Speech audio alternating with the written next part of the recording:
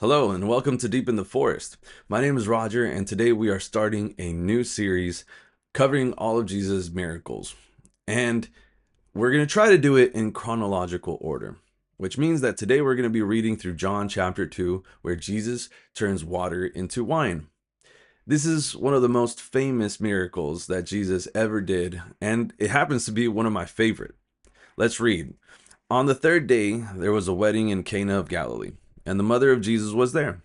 And both Jesus and his disciples were invited to the wedding. When the wine ran out, the mother of Jesus said to him, "They have no wine."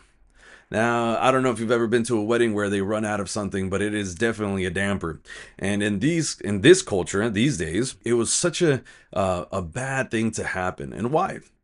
Well, obviously, we may see it from a different perspective. We have a Western society, a Western culture, in which everything is kind of readily available to us. If we run out of something at a wedding, we simply go to the store and go get it. But this was way different in those occasions, not just because of the availability of things or lack thereof, but mostly because every single part of the wedding ceremony was supposed to mean something. So if they run out of wine, it kind of showed their lack of preparation. As a matter of fact, these ceremonies usually take right about 7 days. And before that, prior to that, there was a whole year worth of preparation where the groom would go off and prepare their living spaces, and the bride would stay home and kind of prepare for the feast and have all this ready to go for this 7 day long journey of a celebration where the whole town would come and celebrate with them. So all this preparation goes into it, and then you end up failing. So you can see right here why this is such an important thing as a believer. As we read this, we can probably relate very much to the people who are in this wedding, the couple who is about to get married, because we have shortcomings and we have different things in our life that we've done wrong. At least we should feel related to them, that we try our best, and yet something somehow happens where we fail. I mean, some people point out that, well, Jesus showed up with like a plus 12, maybe that's why they run out of wine. That could be true. And I know that that's something that it may have been unexpected. Yet the truth is they should be prepared. And the societal norm was to be prepared for anybody to come. And so here we are with this conundrum where a couple is faced with the bad decisions that they have made, and who's to blame them, right?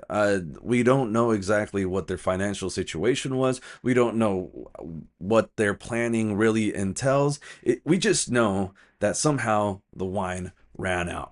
But there's somebody there that's going to help them. So we read that verse again. When the wine ran out, the mother of Jesus said to him, "They have no wine." And then in verse 4, it says, Jesus said to her, "Woman, what does that have to do with us? My hour has not yet come." His mother said to the servants, "Whatever he says to you, do it." I love Mary in this story because she has such faith in Jesus. She has such faith in what he can do. And if we remember, right, Jesus had not yet performed any miracles. At least that's what it says at the end of the story. This is the first of his signs. So maybe Jesus didn't have a completely normal upbringing. Obviously, he was persecuted through the beginning of his life. The birth of Jesus was miraculous. There was an angel who came down and told Mary that she was going to be pregnant. Obviously, there's nothing really ordinary about his upbringing, and yet we know that this is his first sign. So Mary didn't really have much to go off of here, any information, any previous miracles to see. She just has faith in who he is, and I love that. She knows that Gabriel told her that he would be the Messiah, God with us. So when wine runs out, she can go to him and really confide in him and trust that he's going to do something about it. Now, the request may seem simple, you know, Jesus, can you do something about the wine? And Jesus has this kind of an awkward response. It's a really deep response for uh a simple task. They run out of wine. Jesus, can you do something about it? And he says something that is so deep. He says, "My hour has not yet come." Now, if you have gone through the Bible, if you've read through the Gospels, you will know that Jesus' hour, and the hour that he's meaning, is the hour of his death. And of course, his burial and his subsequential resurrection. But in his first miracle, Mary goes up to him and asks him, Jesus, can you do something about the wine? And he says, I'm I'm not it's not my time to die yet. Which, I mean, I think it would leave anybody perplexed, but obviously this is a sign. This is to tell you that Jesus is going to do something completely different, completely out of the ordinary. And that this is not just a miracle, a magic trick, something to entertain. It's not just for the sake of the people who are married. It's for the sake of the future, for the humanity, for those who are to believe. It's for all those who are to have faith like Mary, to come to him and have their requests, and ask him, Lord, can you do something? I think the other peculiar thing that he does is call her woman.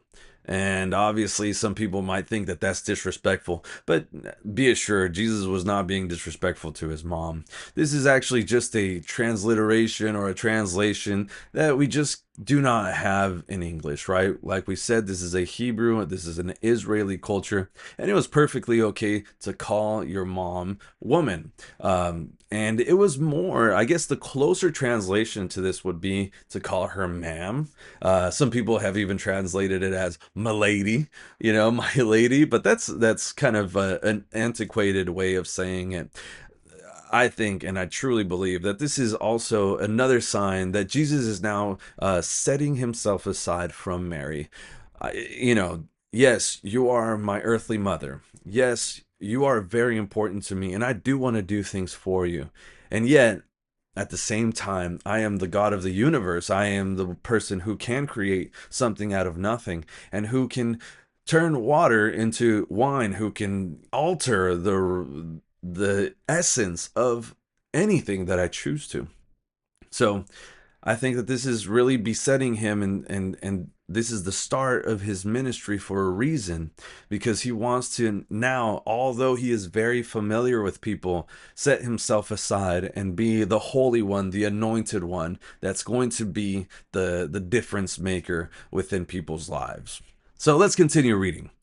Now there were 6 stone water pots set there for the Jewish custom of purification, containing 20 or 30 gallons each. Jesus said to them, fill the water pots with water. So they filled them up to the brim. And he said to them, draw some out now and take it to the head waiter. So they took it to him. When the head waiter tasted the water which had become wine and did not know where it came from, but the servants who had drawn the water knew, the head waiter called the bridegroom and said to him, every man serves the good wine first, and when the people have drunk freely, then he serves the poorer wine, but you have kept the good wine until now. Obviously, we could talk about every single miracle that Jesus has performed in extensive amounts, but this part right here in particular is something that we need to really focus on. The head waiter, who even is that, right? It is believed, and as I've looked up and researched, the head waiter was supposed to be somebody who kept and made sure that everybody at the wedding was doing ritualistically or religiously acceptable ceremonies. What does that mean? So that he is basically the person who checks and makes sure that all things at this wedding are clean, that they are sanctified, that they are up to religious Pharisaic standards. Usually at this time, it was part of one of the Pharisees or contracted by the Pharisees so that they could be in different places at different times. So this head waiter was not, like I used to think, just a person who was in charge and managing, kind of the weddings as we see like these wedding coordinators today. Was a person who religiously was there to make sure that all things were done right. And so alongside that, these purification jars were also a huge part of Jewish culture. You were supposed to fill these water pots and then dip just a little bit of wine in there, and it was supposed to purify it. Obviously, as we know today, there's germs, there's bacteria, and the wine, because of the alcohol content, would clean the water. And that's how they had this like sanitary way of living.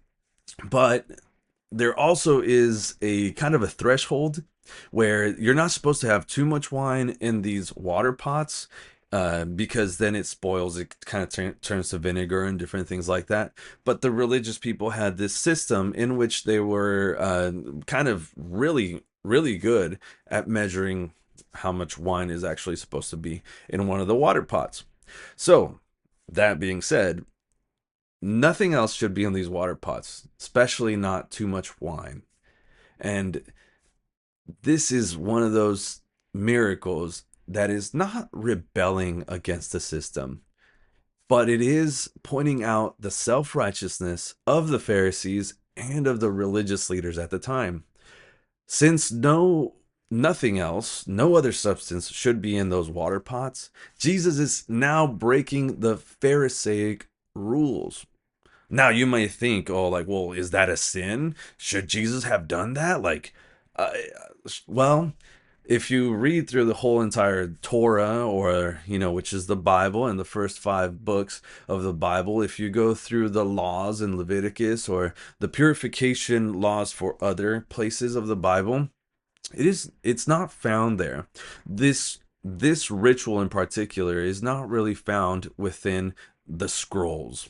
It is found in the Talmud, which is it's a religious book that teaches the Israelites how to obey the laws that God has placed before them. So, in essence, they had placed more rules on top of the law of Christ, the law that God gave to Moses.